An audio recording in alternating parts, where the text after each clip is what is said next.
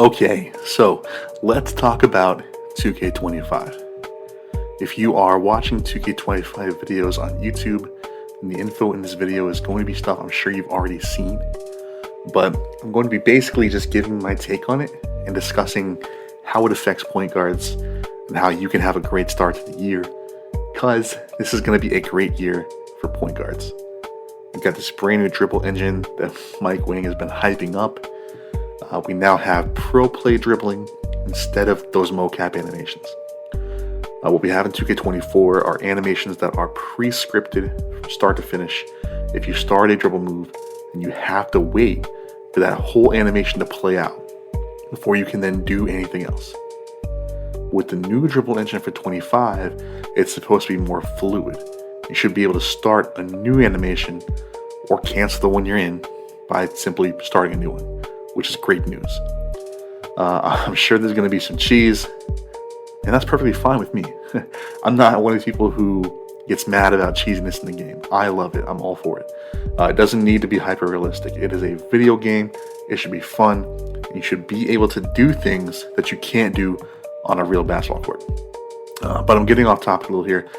Back to the dribbling. It looks to me like ankle breakers are going to be good again. You remember in 2K21 when you could just drop people? I think that's going to be back. Mike Wang confirmed you will have a chance to drop people without takeover, and there will be more drops with higher levels of takeover. What that tells me is there's going to be a takeover specifically for ankle breakers. This year, ankle breakers were tied into the shooting takeover, and you almost had to have it activated to get ankle breaker animations. You know what I mean? But this year, there's 70 different takeovers. I can guarantee there will be a takeover specifically for dropping people. And at high levels, it'll probably give you, boost to shots after an ankle breaker or something along those lines, right? But I'm sure it's going to be powerful because it seems like dribbling has been an emphasis for them for 25. And if you want to take ankles, I think you'll be able to do that consistently if you make your build with a focus on dribbling. And this is what I think is going to set the dribble heads apart from the bigger guards this year. It's going to change the game for the better because we'll finally have a reason to use a small guard. These 6'7", 6'8" guards were just so much better this year because the stuff you got as a smaller guard, it was better. The Kyrie dribble style and, Steph Curry, stuff like that. But it just wasn't good enough to make it worth the height you lost, right? So let's go over this little snip we got in the courtside report, weeks ago. We have this ankle assassin badge. Is it just going to be what ankle breaker and killer combos were added together, or is it going to be something new altogether? With the dribbling being completely reworked, I really think the mechanics of ankle breakers are going to have been completely reworked as well. And I think the high levels of this badge are going to be lethal, disgusting. People are going to rage about it, and I love it. To go along with that, we obviously have handles for days. The question here is it going to be better than Hall of Fame is on 24? Because Hall of Fame is pretty good. If I have Hall of Fame handles for days in 2K24, I can do a lot of dribbling before my stamina goes away. So is Legend handles for days on 25 going to be even better than Hall of Fame is on 24? Or is it going to be the same and those lower levels scaled back? And that's going to be a big question for a lot of these badges. But obviously looking at this, the requirement for a Legend Ankle Assassin is 98 ball handle, and Legend handles for days is 97. So obviously 98 ball handle will get you both. Now, I'm sure most of these Legend badges are going to require 97 to 99 in whatever category they're in. But what we also see in this screenshot is that this new badge, Lightning Launch, which is basically the new quick first step, speed booster, etc. badge, and to get it a Legend, you only need a 94 speed with ball, not 97, not 98, not 99, 94, which seems pretty cheap compared to other ones we have info on. So this is probably going to be worth the investment as well. And it's been confirmed that for 2K25, the speed at which you dribble and move with the ball is going to be solely decided by speed with ball. Not speed, not agility or anything else, just speed with ball. And I feel like 94, that 94 for Lightning Launch Legend is going to be a great number for that. And it will really let you cook up. Okay. Moving on, let's talk about cap breakers. This is going to add a whole nother level to the build process. And I'll get into that in a moment. But first, let's go over what cap breakers are, just in case you don't know yet.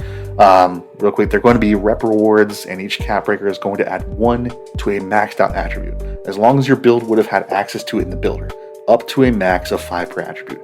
For example, let's say I want 98 ball handle for that Legend Ankle Assassin. If I'm in the builder and the player I'm making is a height that could have 98 ball handle, and I have 5 cap breakers unlocked, I can stop it at 93, put the rest of those attributes elsewhere, and then put those 5 cap breakers on ball handle. And you will then unlock all the badges and animations that come along with 98 ball handle. Hope that's clear enough. I don't want to waste your time because you probably already know what they are. But anyway, keeping in line with the dribbling small guards we've been talking about, there are a few attributes that are going to be expensive, like ball handle, 3-point, and layup, especially at those high 90s. Cap breakers will be a +1 regardless of the weight of the attribute. So it'll be important to use those attributes that would add the most overall. If you're a 6'1" point guard, don't put a cap breaker on rebound because it's not going to have the impact that ball handle, 3-pointer, perimeter defense, those things would have. Okay, now let's talk about layups. Layups have been amazing this year. Every year they say layups will finally be good. Layups will finally be a viable option. In 21, they were not. In 22, they were not. In 23, they were not. It wasn't until 2K24 that we finally have layups where they need to be. In 21, 22, and 23, you either dunk or you're getting blocked. But if you watch elite small guards like Kyrie, Steph, those types of guys, they are fantastic finishers around the rim without dunking. They can get the ball over or around 7-footers easily. And that is finally in the game, and I absolutely love it. And I'm really hoping that it is also the case for 2K25. So that brings me to this new badge right here. In 24, we have way too many layup badges. We've got 2-step, spin cycle, bunny, scooper, all these badges. They are all now in one badge, this layup mixmaster. If you use scoops, you know how crazy good they are. They're literally my go-to move. As a small guard, I would recommend getting this as high as you can.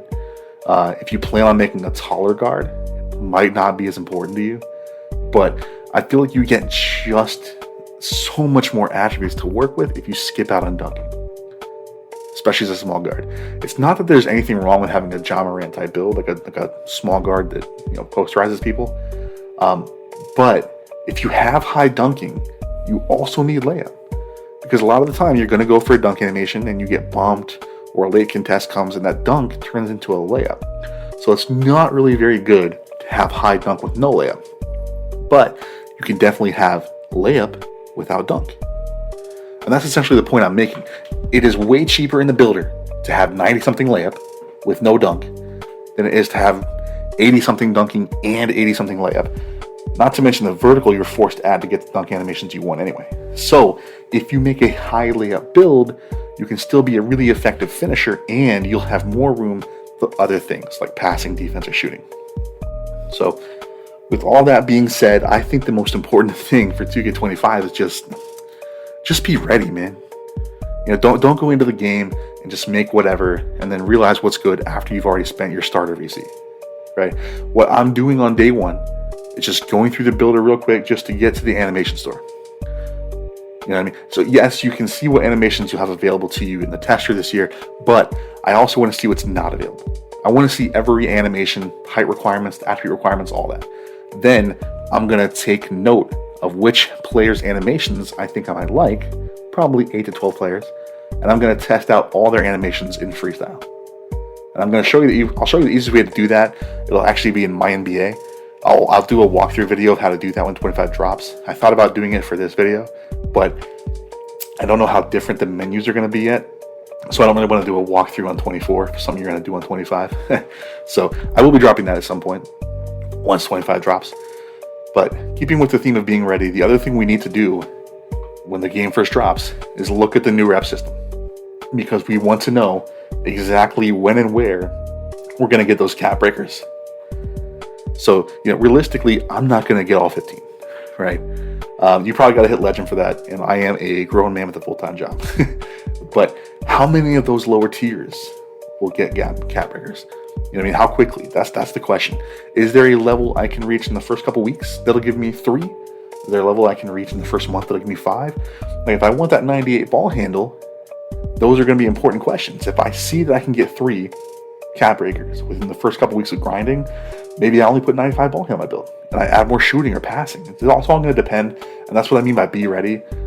In every 2K, my first build will always take me hours to make, and it should for you as well. Or if you don't want to do all that, you can just sub to the channel and wait for me to drop my first build video. I'm sure it'll be day 1. So go ahead and subscribe, turn notifications on,